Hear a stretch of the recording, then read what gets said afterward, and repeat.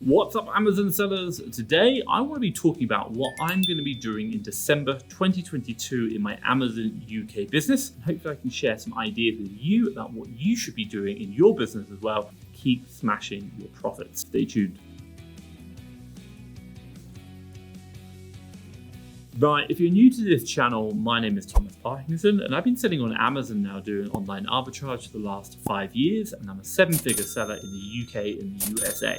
Well, in this video today, I'm going to share with you a recap of my November plans, what I said and what happened. Number 2, I'm going to talk about what my December plans are for UK, and I'll show you about what I'm going to be doing for that. But then finally, number 3, I'm going to share some personal advice for you to think about in your own business. Let's get started. Okay, so first things first, let's give you a recap of my plans for November. I mentioned, if you follow my journey and watch my videos, I want to do a target of 308,000 in revenue. Now, ideally out of that, I'm looking to do a 28,000 gross profit in November as well. And we've revised that target to scale down to 220,000 with a gross profit target of about 17k. Well, basically, we're still struggling. Number one, we think the economic situation in the UK, decreasing sales, but also as well, previously we've had purchasing problems. And as a result, what's happened is that we've actually had less stock than what we thought. The other one as well is we're also holding some stock back, which means that we're waiting for that Christmas rush, late November, early December, to really start maximizing the profitability out of it. Now, with that revised target of 220k and should say the gross profit revenue of 17k, we believe that we're still going to hit this target for November because we revised it online with where we think we're going to be. And as of this video right now, we're at about 95% of hitting that target. And I've still got about 7 days left. So if anything, we'll probably achieve it as well. And I do know yesterday we made £1,000 in gross profit in one day alone. So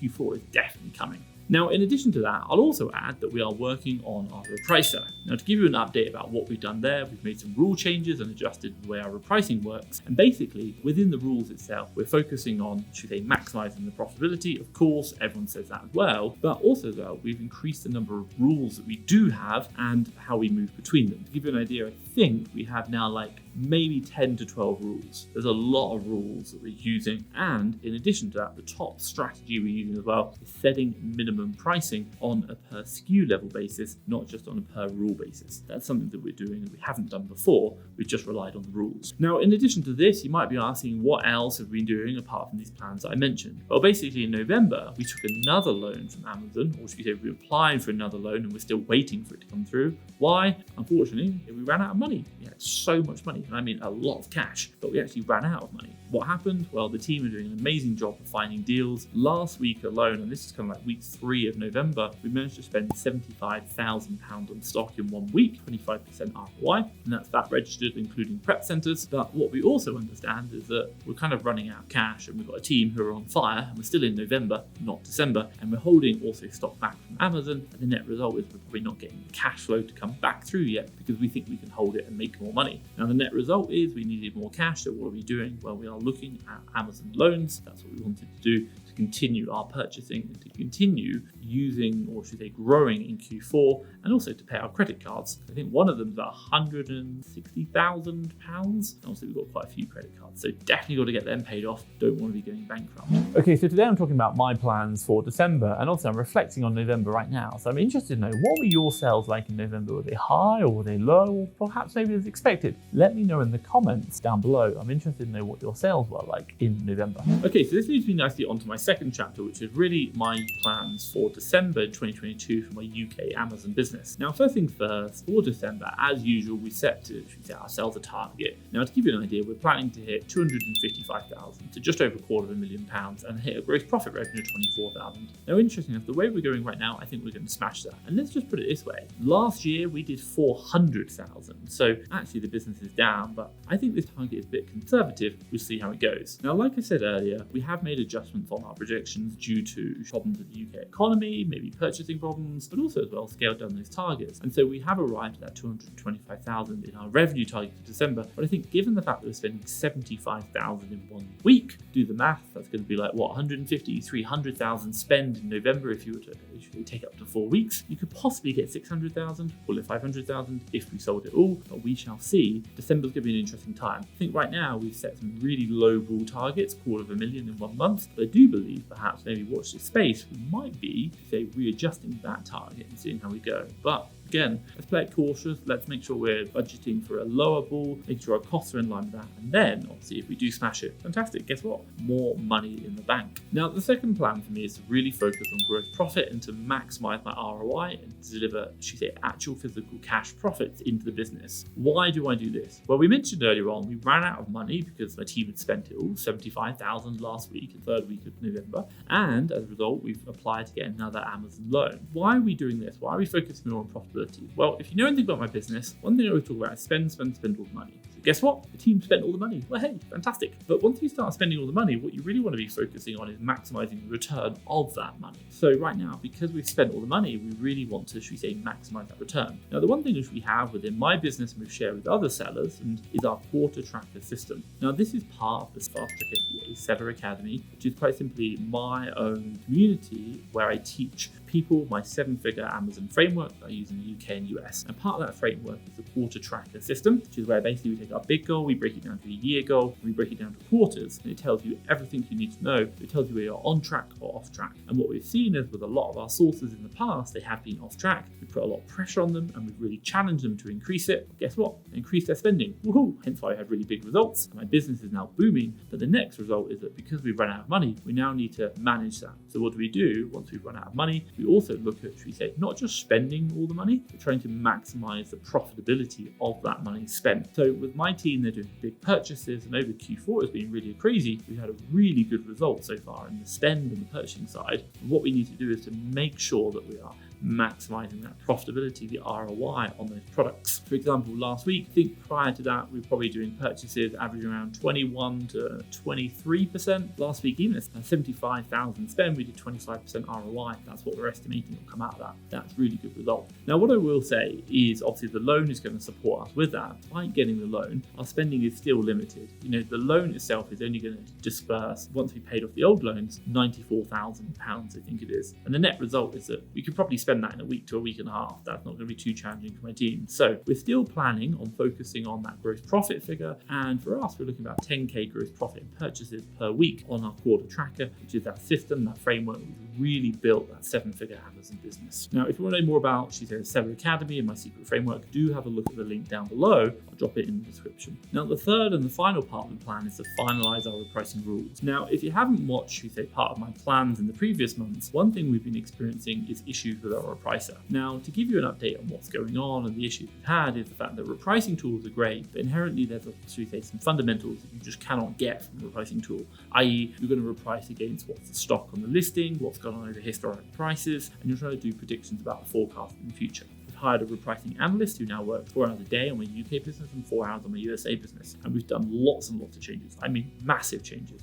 We've now got I think it's 14 rules I mentioned. Don't quote me on that. It's just off my head. There's a lot going on. And in particular, we're looking at the rules and how to use min and maxes to really maximize that profitability. And we have the reporting in place as well, which is great. Now, we've made changes to those repricing rules based on our consultations with, sitting down. I've spent a lot of time. Actually, I've spent more time doing repricing than I have on any other part of my business. It's been crazy. 5 hours a week. But that's not going to last forever. Only a few more weeks. And then I'm going to feel like we're in a really good place. So hopefully, December, we're going to see the results of that repricing rule. We're going to see that ROI coming up. And guess what? We see the cash profits going up as well. I'm excited about that. Okay, so today I just talked about the quarter tracker. Now, I mentioned it earlier on today, is the fact that the quarter tracker is part of my secret framework. This is the framework that I created, that I learned, that we developed from building a 7-figure business in the UK, building a 7-figure business in the USA, and also as well, let's be crystal clear, me managing that on 2 hours a week. 1 hour is admin, they're doing money movement, and 1 hour is operations meetings. That's it. I did just say I did 5 hours a week doing the pricing, and that's when I jump in and I'll do it for a set period of time. Like right now, we're really developing that, and then I'll jump back down again for 2 hours a week. I have no need to do any more work. I'm just working on projects, and that's the last project that I want to get finished this year, and I'm going to be pretty happy. Now, that secret framework, that quarter tracker, is part of a collection of frameworks, collection of tools that we've developed in-house, which have allowed me to run that business. Now, I follow a lot of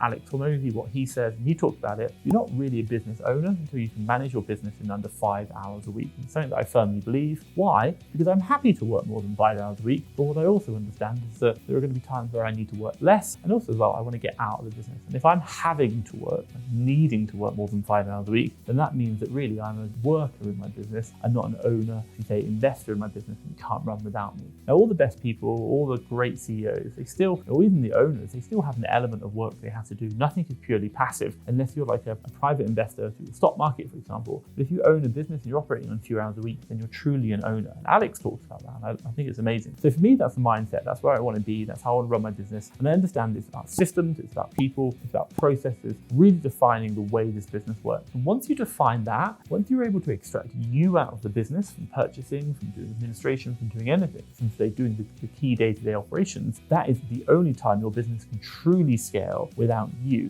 And we've seen that in my businesses whereby they've grown.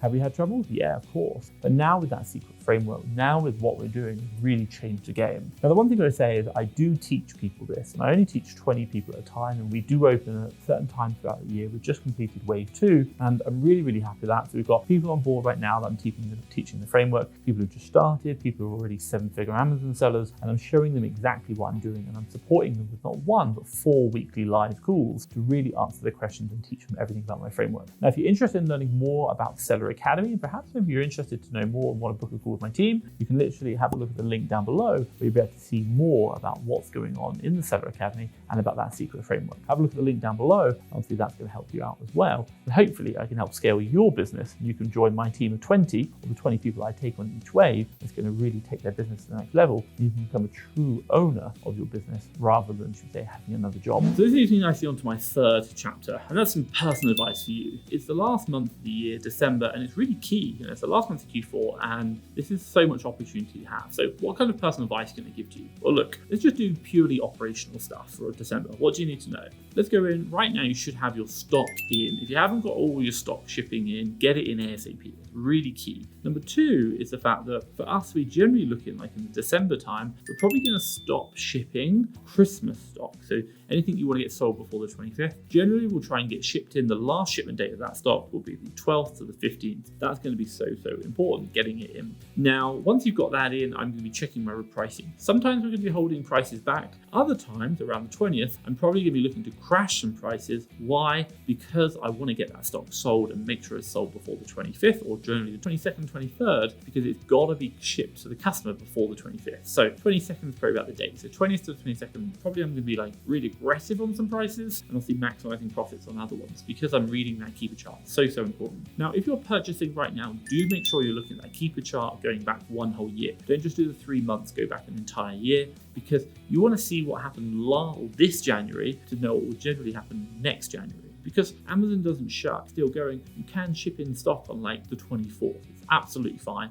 Amazon will accept it. It might just wait until the 26th or 27th before it gets checked in, but you can sell. Now, I think those are really critical tactical advice for the December period. There's a lot going on. Check your keeper charts, check your prices, make sure your stock's being cleared down. Put it in your calendars now, like literally stop what you're doing, put it in the calendar right now, all those dates that I just mentioned. The other thing which I'm going to be doing during December is making my plans for next year. If you want to know, we've already written the forecast, but I'm really going to go through it, review them and say, hey, here's what I'm thinking, here's what I want to be doing, here's what I think we should be doing from January to December next year.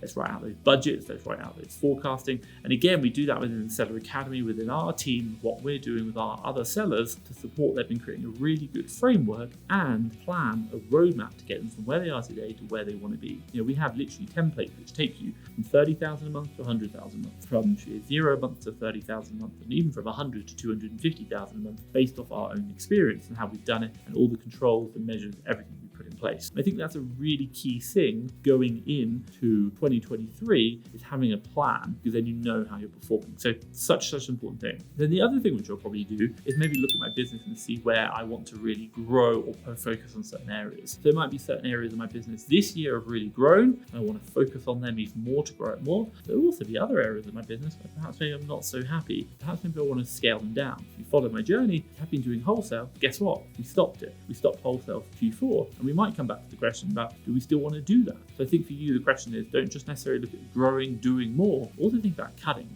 I think Alex Hormozy talks about it again, simple scales, fancy fails. And for us, we want to keep these businesses simple to grow. So I absolutely love that quote, and I think it's a really amazing thing. So keep that in mind when you plan into next year. Now, what I will say is after going through my plans for December for my Amazon UK business, you might want to consider watching a video called How Virtual Assistants Can Help Grow Your Amazon Business, which I'll drop around here. And again, that's about growing your business to the next level. I think that will really help you out. Now, hopefully you've liked this video. If you have, hit the thumbs up, and hey, hit the share button down below if you think someone else should know about this, or maybe you could do with maybe a bit of planning, forecasting what's going on. But then finally, if you're interested in knowing more, hit the subscribe button down below. But for myself, Thomas Parkinson and FastTrackFBA, thank you very much.